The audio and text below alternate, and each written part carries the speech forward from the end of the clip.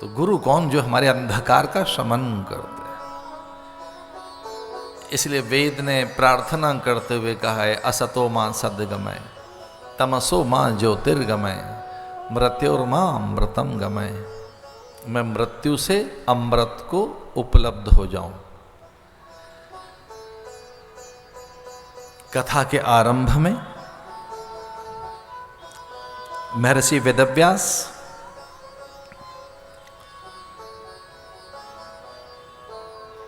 पहले श्लोक की रचना करते हैं, जो बहुत ही अद्भुत है।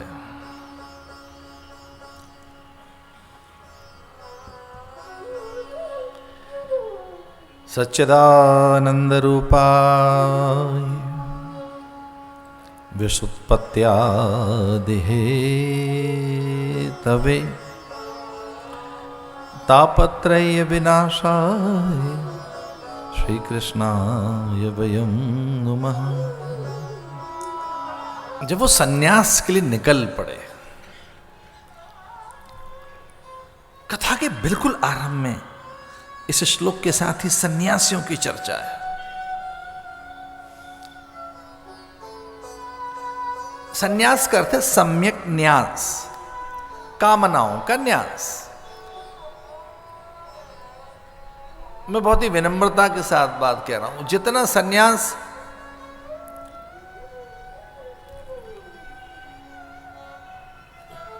मैंने घटित होते देखा है, उसकी मैंने कभी कल्पना भी नहीं की थी कि 3.5 लाख, 4 लाख सन्यासी मुझे बनाने हो जाएंगे, लगभग इतने,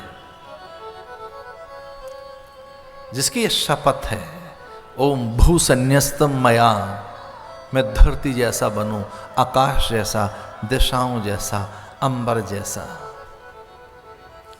मुझ में इतनी व्यापकता हो। ओम भू संन्यस्तम मया, ओम भुव संन्यस्तम मया, ओम स्व संन्यस्तम मया, ओम सर्वम संन्यस्तम मया।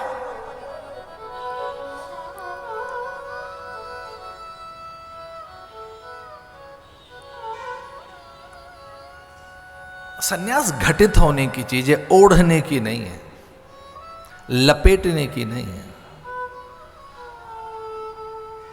बहुत ही विनम्रता के साथ कह रहा हूं, चटक रंग घोलने की नहीं है। ये घटित होने की चीज है। सन्यास घटित होता है, वो कहीं बहुत पहले जो बीज पड़ा होता है और उसके जो भीतर कुछ है, वो गोंद छाल छाया वलकल हरितिमा, या जो भी उसमें प्राणवायु आर्द्रता औषधीय गुण हैं, बीज में से अपने आप निकलते हैं। वो बहुत नैसर्गिक है, वो बहुत स्वाभाविक है, वो बड़ा प्राकृतिक है भाई। वो उतना ही निर्दोष है जितना एक ओस की नन्ही सी बूंद जो दूर्वांकुर पर नाच रही होती है। कहीं सूर्य के प्रभामंडल में वो मोती जैसी दिखती है, सोना जैसी दिखती है कि चांदी है। वो भ्रम तो बहुत सा उनको भी होता है जो सीपी में कहीं चांदी देख लेते हैं, रज्जू में कहीं सर्प देख लेते हैं, छाया में कहीं प्रेत देख लेते हैं। एक और छोटी सी बात, जो स्वयं में कहीं अकारण बड़प्पन देख लेते हैं कि मैं तो बहुत ही बड़ा हूं, मैं तो बड़ा ही महान हूं। कई बार बड़ा भ्रम पैदा हो जाता है व्यक्ति को, पता नहीं किस एंगल से देख रहा है कि अपने को बड़ा दिख रहा है, पता नहीं किस ढंग से खड़े होकर कहां से देख रहे हैं आप अपने को। तो कई बार उसे लगता है मैं कितना सुंदर, कितना महान, कितना पवित्र, तो पता नहीं किस कोने में खड़े होकर आदमी अपने को देख रहा होता है। वेदांत ने बड़ा अच्छा उत्तर दिया है कि हाँ, एक तो सच है, ईश्वर में भीतर ईश्वर का वास है, आप में एक अविनाशी तत्व है, कहीं वो दिखाए फिर तो बात कुछ और है। फिर उसे जानकर तो व्यक्ति ने घोषणा की कि मैं ब्रह्म हूं, ब्रह्मविद ब्रह्मैव भवति। उसे जानकर तो व्यक्ति ने घोषणा की अहम ब्रह्मास्मि तत्त्वमसि प्रज्ञानम ब्रह्म, आयम आत्मा ब्रह्म। उसे जानकर तो आदमी ने घोषणा कर डाली, सो हम। और पूछा लोगों ने इसका अर्थ क्या है, कि वही मैं हूं। तो ज्ञान ये तो है कि आपको आपके अस्तित्व की विराटता का बोध कराता है, पर देह धरातल पर कहीं आप सिद्ध कर दें अपने को और घोषित कर दें कि मैं बहुत बड़ा हूं, ये कुछ और बात है। सन्यास बहुत निर्दोष वस्तु का नाम है। और जब महर्षि वेदव्यास को लगा कि मेरा बेटा सन्यास होकर निकल पड़ा, सन्यासी होकर, तो चिंतित हो गए कि ये घटित होने वाली चीज नहीं है, बहुत कठिन है ये। पीछे पीछे दौड़े अपने पुत्र के।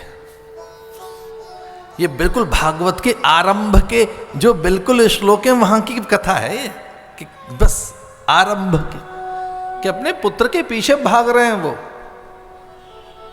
निर्द्वंद, निर्वैर, निश्चिंत, निशंक और निर्भय।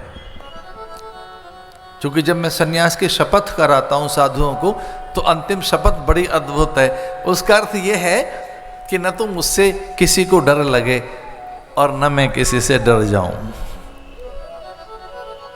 मुझे किसी से भय न लगे। अभयम सत्व संशुद्धि, ये गीता का भी उपदेश है। क्योंकि आप जानते हो अभयता बड़ी सिद्धि का नाम है। अभयम सत्व संशुद्धि, जो अभयता है बड़ी चीज का नाम है। कि आप अभय हो जाएं, आप में अभयता आ जाए।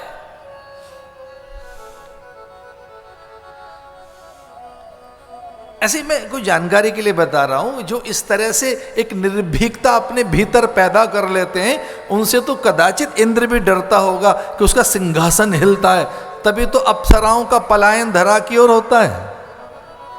भाई किसी ने भयभीत कर दिया। अभयम सत्व संशुद्धि,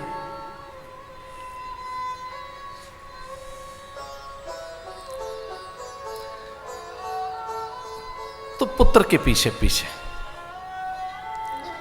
अप्सराएं स्नान कर रही थीं। सुख की निकटता, एक पदचाप उन्हें सुनाई दिए। वे अकारण ही अप्रसन्न होकर सुध-बुध सी खो बैठी और उन्हें लगा कि ये कौन हो सकता है? क्या ब्रह्म का आगमन हो गया? ये जो आहट है ये ईश्वर की है क्या? इतनी निर्दोष, इतनी पवित्र, इतनी सहज, इतनी रसीली, इतना आनंद। और सच मानिए ईश्वर में आनंद तो है, रस तो है, तो रूखा सूखा नहीं है। जो ये कहते हैं कि वेदांत बड़ा रूखा है, ऐसा नहीं है। वेदांत में बड़ा रस है। भगवान शंकराचार्य ने तो सच्चिदानंद की बात कही, ब्रह्मानंद की बात कही। और हाँ, गुरुजन भी ब्रह्मानंद में रहते हैं। ब्रह्मानंदम परम सुखदम। अप्सराएं स्नान कर रही थी, निकली, दौड़ी, और कुछ देर हो गई उन्हें। क्योंकि जिस ढंग से सुखदेव निकल रहे थे, वो अपलक निहारती नहीं, और बस उन्हें कुछ और नहीं सूझा, वहां की धूल लेकर और अपने अंगराग की तरह से लगाने लगे मस्तक पर। अंगराग, वे धूल धूसरित हो गए। एक निर्भीक, निर्द्वंद, निर्वैर, निश्चिंत, निशंक कोई एक ऐसा, जब उधर से महापुरुष निकला। इस पर मेरी एक बात जो मैंने अनुभव की है, अथवा मुझे जो अध्ययन काल में गुरुजनों से बार बार सुनने को मिली है, जिसमें जगत का लोप हो गया, वो निर्द्वंद हो गया। जिसमें से जगत खो गया है, जिसके भीतर से सांसारिकता चली गई है, विषयासक्ति खो गई है, पदार्थों का आकर्षण मंद हो गया है, भौतिकीय तिलस्म जिसका टूट गया है, उसके आनंद का कोई पारावार नहीं। तो जिसका भौतिकीय तिलस्म टूट गया है, जागतिक आकर्षण जिसके मंद हो गए, वो निर्भीक हो जाता है। तो उसे देखकर वो आनंदित हो गई। ब्रह्मानंदम, परमानंदम, नित्यानंदम, सहजानंदम, कथा का पहला शब्द ही सच्चिदानंद है। कथा का जो पहला शब्द है वो सच्चिदानंद है, वो ब्रह्मानंद है, वो नित्यानंद है, अखंडानंद है, रसानंद है।